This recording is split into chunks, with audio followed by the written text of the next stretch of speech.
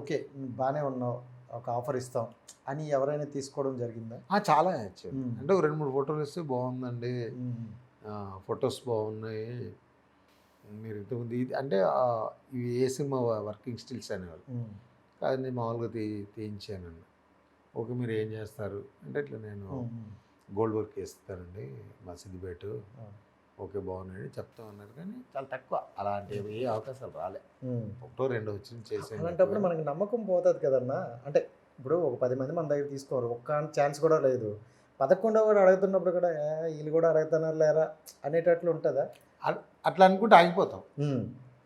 అక్కడే ఆగిపోతాం. 100%. ఓకే. నేను పేపర్‌లో ఆడిషన్స్ అని పేపర్‌లో యాడ్ వచ్చేది. హ్మ్. హ్మ్. హ్మ్. అక్కడికి వెళ్ళిపోయి ఆడిషన్ ఇచ్చి వచ్చేవాడిని. పేపర్‌లో యాడ్ చూసి. పేపర్‌లో యాడ్ చేసి అడ్రస్ ఇచ్చేవాళ్ళు. అవును.